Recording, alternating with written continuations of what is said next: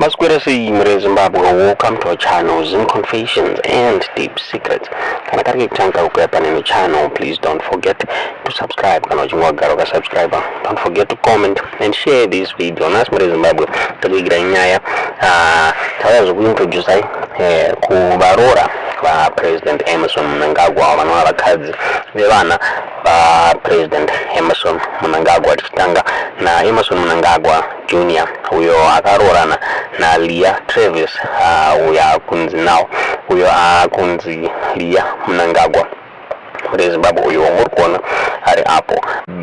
Leah Mnangagwa is the owner of Ace Travel and Tours iri located mu Harare, and the Varoora va Emerson Junior na Leah Mnangagwa vane vana 2 muri Zimbabwe.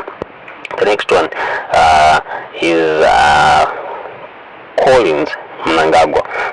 Collins Mnangagwa uyo wa muri kuona ari apo nemukadzi wake muri Zimbabwe tukamugorera June 2022 ndopa akaintroduce mukadzi wake apa kabari mapictures avo vachicelebrata the 20 years in marriage muri Zimbabwe. Ndofunga ndo aya mapictures amuri kuona Collins Mnangagwa nemukadzi wake muri Zimbabwe.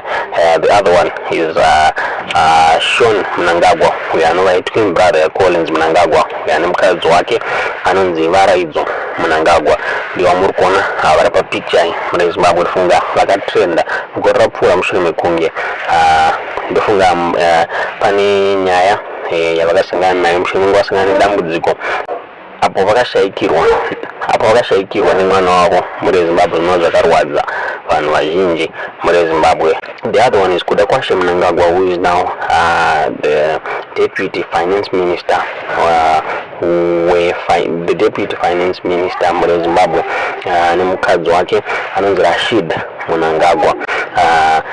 Kutari kwa Twitter vane vana vese musikana anonzi Harmony muri Zimbabwe. Ndo nyaya tatakuigira muzvaura nhasi tichikuintroducai kuvaroora va President Emerson Mnangagwa. Idzi zvamunofunga pamusoro penyaya iyi mu comment section.